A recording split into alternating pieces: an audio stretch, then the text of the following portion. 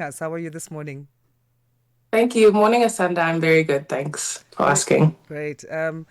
Thanks. Let's start off with you briefly explaining us or telling us what this 5 day training in Lusaka was all about.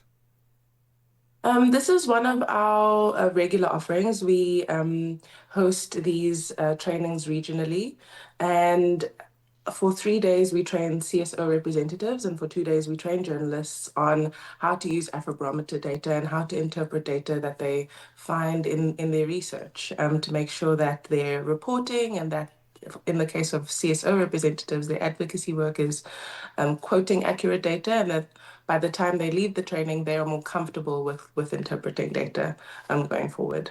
Yeah. Why did Afrobarometer see it as important to bring together civil society and journalists for this program? Well, a lot of our work is focused on basically getting our data into universities and amongst in tertiary institutions. And we felt that it was important to bring the general public along for the ride, so called, as we continue trying to make sure that data-driven policy making is part of the agenda.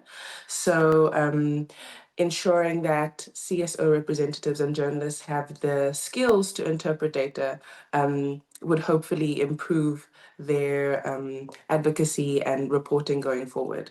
Mm-hmm. So that was really our attempt to sort of bring the data to the everyday person because those are the groups of people that are in constant communication with the everyday African, essentially. So let's talk about some of those key skills then that are needed in terms of accessing and interpreting the Afrobarometer data. From your perspective, were these achieved at the gathering and what were the takeaways? It was an incredible gathering. We had so much enthusiasm from journalists, specifically in Zambia and some countries in East Africa. Um, they managed to master the online data analysis tool, which is a free online tool available on the Afrobarometer website. And, they were able to interpret their own charts, create their own charts using the platform. So I think overall, we would definitely count this as a success. From civil society organizations' point of view, how does using this kind of data make their advocacy and policy engagement more effective? Well, I think as many people would know, numbers often speak or hold a lot of weight when trying to advocate for whatever the organization happens to be focused on. So making sure that these civil society organizations um, have access to a credible data source and they actually know how to use the data. Um, I think will be go a long way in ensuring that they can compare the data from people's perspectives and experiences with official statistics that are released by the government. They can contribute. They can allow that data to contribute to their donor reports, their funding. Funding proposals. So yeah, we're hoping that they'll find a wide range of uses for the data, but of course, only to add to the incredible work that many of these organizations are already doing. Mm-hmm. And for journalists, what role does the Afrobarometer data play in helping them create stronger evidence based stories that truly reflect citizens' voices? We have data available on so many wide-ranging topics from democracy, the economy, standard of living, citizens' perceptions of the direction in which the country is going, the experiences of gender equality, just to mention a very few. So, whenever these journalists report on these stories, having the citizen's perspective, I think will go a long way in making sure that their data is not only for the people but also from the people. Yeah. Afrobarometer has been collecting public opinion data for almost 3 decades now, we understand. How significant is it for citizens to have their views reflected in policy making through initiatives like this? I think as an organization, this is one of our core pillars. You know, making the citizens' voice a part of the policy making process is hugely important to us, um, because for many who are in the policy making process, having that sort of on the ground perspective is not easy to come by, and because we do nationally representative surveys across the continent, we've just completed our 10th round, which conducted data collection in 38 countries. Um, Getting that sort of continental perspective or a deep dive within a particular country, I think, is hugely important.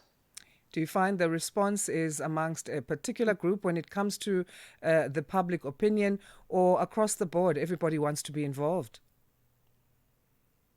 I think the one thing that we found is that the more we sort of do this type of outreach, the more people want to be involved. So I think just making sure that trying to make sure that we have the resources available to us to continue bringing trainings like this to different countries across the continent is something that we're going to prioritize going forward.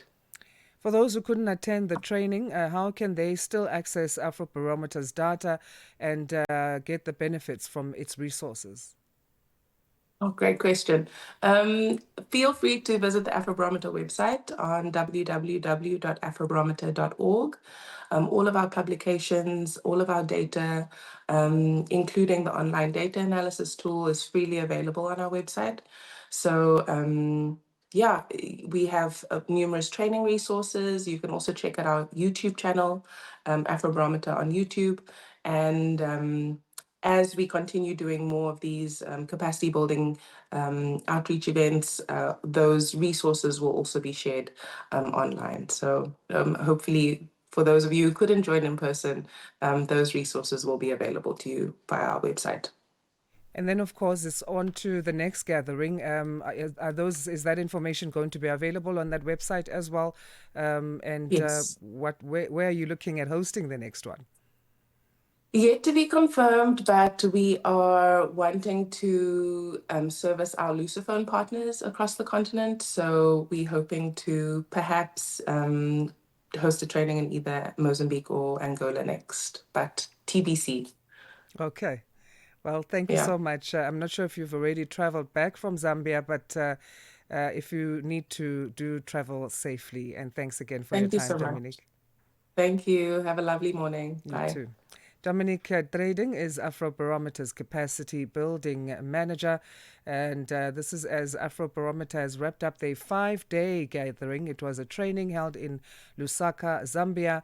And this brought together journalists, civil society organizations from the Eastern and Southern African region.